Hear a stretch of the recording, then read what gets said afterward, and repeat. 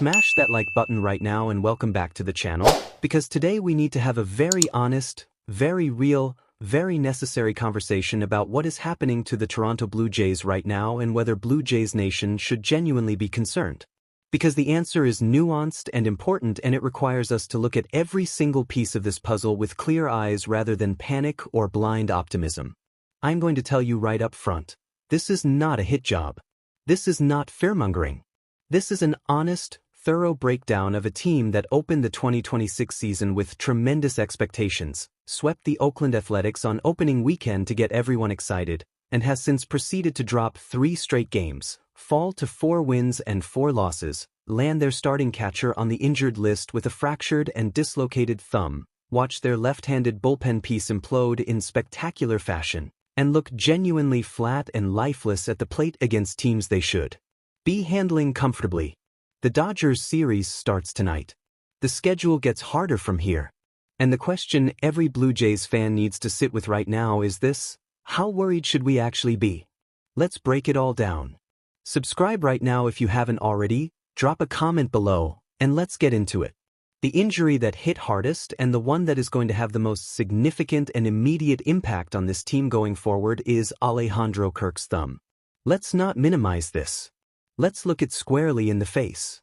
Kirk was hit by a foul tip off the bat of Chicago White Sox outfielder Austin Hayes in the 10th inning of Friday's game in Chicago. The foul tip clipped his gloved hand and he immediately turned and walked off the field, which, as any baseball fan knows, is a very bad sign. Catchers are trained to shake things off. They stay in the game through all manner of discomfort and contact. When a catcher walks off the field immediately after being hit, you know something is genuinely wrong. The diagnosis that came back on Saturday was about as bad as it could be: a dislocated left thumb with a fracture. Not at the tip. In the middle of the thumb, almost over the knuckle. Manager John Schneider described it as weird, which is somehow both reassuring and alarming at the same time. Kirk is set to consult with a hand specialist to determine whether surgery or pinning is necessary, and once that consultation happens, the Blue Jays will have a clearer picture of the timeline. But nobody should be holding their breath for good news. When you fracture and dislocate your catching hand's thumb, you are not back in 2 weeks. Rough estimates circulating from medical professionals suggest a recovery range of 4 weeks on the optimistic end to 12 weeks if the situation proves more complicated. 12 weeks. That is essentially the entire first half of the baseball season. Schneider, to his credit, was honest about how Kirk took the news. He said Kirk was about as fine as Kirk can be, and that Kirk was, and these are his words, pissed. Of course he was pissed. He is the team's starting catcher, a 2-time All-Star, the man who called games and steadied this pitching staff all the way to a World Series appearance last year. He has been with this team through everything. And now he sits in street clothes while Brandon Valenzuela and Tyler Heineman try to fill a void that simply cannot be fully filled by anyone other than Alejandro Kirk. Valenzuela, the 24-year-old catching prospect the Blue Jays acquired from the San Diego Padres last July, was recalled from AAA Buffalo to take Kirk's roster spot and will split time behind the plate with Heineman. And to be clear, this is not a panic option. Valenzuela showed genuinely impressive things during spring training, slashing .304 with above-average defensive skills, and Schneider spoke positively about what he saw from the young catcher. He is a legitimate prospect who may well use this unexpected opportunity to fast-track his development and prove he belongs at the big league level. But here is the honest reality of the catching situation as it stands right now. Tyler Heineman, the veteran backup who is 34 years old and is in his role precisely because he is not expected to be a starter for extended stretches, has been thrown into exactly that role. And the first 2 games did not go smoothly. There was a rundown situation in which Heineman fired a throwaway over Ernie Clement's head at third base, allowing 2 runs to score in a moment that immediately shifted momentum in a game the Blue Jays were trying to hang on to. Was it the decisive play in the ultimate outcome? Probably not in a game where the Jays were already trailing. But momentum is real and mistakes like that carry weight beyond the actual runs they cost. John Schneider said after the game that mistakes like that simply cannot happen, whether it is April, October, or November. And he is absolutely right. To be fair to Heineman, He has been a quality backup catcher for several years and he knows what he can and cannot do. There was also that earlier blunder on a bunt play where his throw to first was late or mishandled and the Colorado Rockies walked off because of it. 2 costly mistakes in 2 games when forced into the starting role is not a trend you want to establish, and Heineman knows it. The expectation is that he will settle in, especially with Valenzuela sharing the load, and that the catching situation will stabilize over the coming weeks.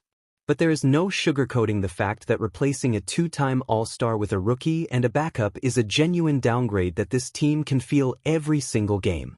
Now let's talk about the situation that many Blue Jays fans have been screaming about for the last week. Brendan Little. This one needs to be discussed with the kind of directness it deserves, because what we have witnessed from Little in the early going of 2026 is genuinely concerning and the organization's handling of it has been a legitimate question mark. A 24.55 ERA. That is not a typo. Through 5 appearances, Little has pitched 3 2/3 innings and allowed 10 earned runs. 10 earned runs. His WHIP is 3.5.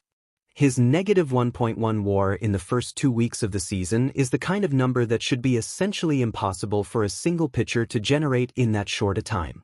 He has blown 2 saves. He has lost 2 games. And of those 17 earned runs that Blue Jays relievers have allowed in the early portion of the season, 10 of them, 10, belong entirely to Brendan Little. The moment that crystallized the problem most painfully came on Saturday in Chicago. The Blue Jays were leading 2-1 in the 6th inning. Vladimir Guerrero Jr. had just hit his first home run of the year to put them ahead. The momentum was theirs. The top of the White Sox lineup was coming up. This was the moment to go to your best available arms, Lewis Varland, who had thrown 15 pitches the previous day, or Tyler Rogers, who had thrown only 12 pitches and pitches essentially every single day as his trademark. Neither of those options was the correct, defensible, logical call. Instead, Schneider went to Brendan Little. Miguel Vargas hit a double. Munetaka Murakami hit a 2-run home run. Suddenly it was 3-2 White Sox. And then before Little could record another out, Colson Montgomery added another home run. 4-2. Just like that, the game was essentially gone. The Blue Jays scraped their way back to 4-3 but could not tie it, and the final score of 6-3 was the result of one pitching decision that should never have been made in that situation. Schneider deserves his share of the responsibility there. When a pitcher is clearly struggling, you cannot put him in a 1-run game against the top of a lineup. You just cannot. That is a decision that cost this team a winnable baseball game. The good news is that Little has now been sent down to AAA Buffalo alongside Lázaro Estrada, though Estrada's demotion is far more of a roster mechanics decision than a performance one, given that he actually pitched 4 clean scoreless innings in relief on Saturday. The Blue Jays cannot have Brendan Little pitching in high-leverage situations on a contending team right now. Period. He needs to go to Buffalo, work through whatever mechanical or mental issues are causing this disaster of a start, and come back in May or June as the reliever this team knows he can be. He is still 29 years old. He has genuine stuff. This is not the end of anything. But right now, in April, he cannot be trusted in any situation that matters, and the front office was right to act. Joe Mantiply and Austin Voth have come in as the replacements, both bringing something valuable to a bullpen that needs stabilization. Mantiply is the left-handed veteran who was an all-star in 2022 and spent 6 seasons as a key piece of the Arizona Diamondbacks bullpen. He has made over 250 big league appearances and knows exactly how to get left-handed hitters out. His 2025 was rough with Arizona before they released him, but he spent time in the Blue Jays minor league system last season and the organization clearly believes in his ability to bounce back. For the left-on-left matchup role that Little was supposed to occupy, Mantiply is the right choice. Voth is a fascinating addition for different reasons. The right-hander spent last season pitching as a starter in Japan's Nippon Professional Baseball League, where he threw 125 innings across 22 starts with a 3.96 ERA. That is a significant amount of innings for a pitcher whose recent American career had been primarily out of the bullpen. He arrives with the capability to give the Blue Jays extended relief outings, 2, 3, even 4 innings if necessary, which is exactly the kind of depth piece you need when your rotation is stretched by injuries and you occasionally need someone to eat innings without burning through your entire bullpen in a single game. Both Cody Ponce, who sprained his right ACL, and Anthony Santander have now been officially moved to the 60-day injured list, which formally tells you what the organizational timeline looks like on both situations. Those are not June timelines. Those are potentially second-half scenarios. Now let's zoom out to the offense, because that is the third piece of this early season puzzle and the one that requires the most measured, least panicked analysis. The Blue Jays are currently ranked around 13th in baseball in OPS and 11th in batting average. Those numbers sound fine. And they were fine, initially, because the numbers reflect the sweep of the Athletics on opening weekend when this team looked absolutely dynamic and made everyone feel great about the 2026 season. But if you look specifically at what this offense has done against Colorado and Chicago, two teams with relatively modest pitching staffs, the picture is genuinely less flattering. The player whose offensive trajectory deserves the most honest discussion is Kazuma Okamoto. And before anyone interprets this as a verdict on a 9-game sample, let's be clear, it is not. But it is worth looking at honestly. Okamoto opened the season absolutely on fire. His debut was a fairy tale: hits, runs scored, involvement in the walk-off win, the crowd giving him a standing ovation, Vladimir Guerrero Jr. chasing down his first MLB hit ball as a memento. He had 2 home runs in his first handful of games. His exit velocity numbers were elite, average exit velocity well above league average, hard hit percentage significantly above the league mark. The critics who said he would struggle with MLB pitching were being silenced one batted ball at a time. But the strikeouts have been a concern, and they have been a particular concern with runners in scoring position, which is the most expensive way to strike out in a baseball game. 6 strikeouts in 9 at-bats with runners in scoring position is not a stat line that anyone can defend. 1 hit and 1 RBI in 9 such opportunities is not what you need from the guy you are penciling into the cleanup spot. And the strikeouts in general, more strikeouts than anyone else on the team in the early going, are the one area of his profile that needs to be smoothed out as the season progresses. To be completely fair to Okamoto, his overall numbers still look reasonable. He is batting around .258 with an OPS around .794, which is perfectly acceptable, particularly for a player making his MLB debut at 29 years old after 11 seasons in Japan. The contact he does make is consistently hard. The defensive value at third base has been excellent. He has already made some plays that made people's jaws drop. And hitting 6 home runs a year in Japan 6 consecutive times, including 41 in 2023, does not happen because of luck. The bat speed and the power are both real. But the swing and miss in crucial moments is something that opposing pitchers are going to exploit if it continues, and the question of whether the lineup should have him hitting fourth right now, protecting Guerrero directly in front of him, is a legitimate one when his plate discipline in high-leverage situations has been the weakest part of his game. The broader offensive question is this. This lineup, fully healthy and operating at capacity, is genuinely frightening. Guerrero at the heart of it. Springer as the catalyst. Jimenez and Clement providing the defensive excellence and bottom-of-order production. Barger with 21 home runs worth of pop. Okamoto with power from the left side. The pieces are there. But without Kirk's offensive presence and framing behind the plate, and with several lineup regulars still clearly finding their timing after a shortened spring, this offense has looked inconsistent in ways that need to be addressed. Here is the bottom line and the honest answer to the question of how worried Blue Jays fans should be. The answer is not worried about the season. Not even close. This is still a phenomenally talented roster with legitimate World Series aspirations and the depth, even with all these injuries, to weather a difficult early April stretch. Baseball is 162 games long. 4 and 4 through 8 games is not a crisis. It is barely a sample size. Plenty of World Series winners have had rough starts. The 2026 Blue Jays have far too much talent to be judged on what has happened before the leaves are back on the trees. But the answer is also not zero concern.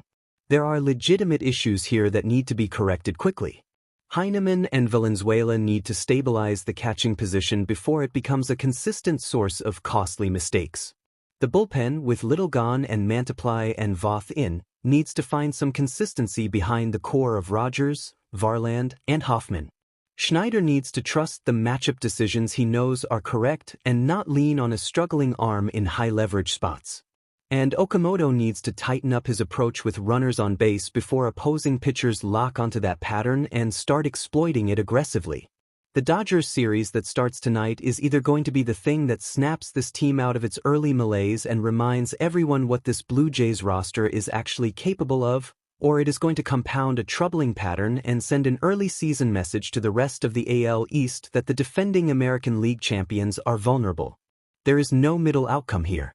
You either step up when the back-to-back World Series champions come through your door and prove that the hunger is still there, or you don't. And given the talent, the experience, the pride, and the memory of Game 7 that this entire roster carries into that clubhouse every single day, the expectation has to be that they step up. They owe it to themselves. They owe it to this city. Let's go get it. Now it is your turn. How worried are you about this Blue Jays team right now? Are these just early-season growing pains for a legitimate contender, or do the injury problems and offensive inconsistencies have you genuinely concerned? Drop your honest take in the comments right now, because this is exactly the kind of conversation this community needs to be having. If this video gave you the complete picture you needed to understand what is happening with the Blue Jays right now, smash that like button because it genuinely helps this channel grow and keeps the coverage coming every single day. And if you are not subscribed yet, hit that button right now and join us for every twist, every comeback, and every moment of this incredible 2026 Blue Jays season. We will see you in the next one.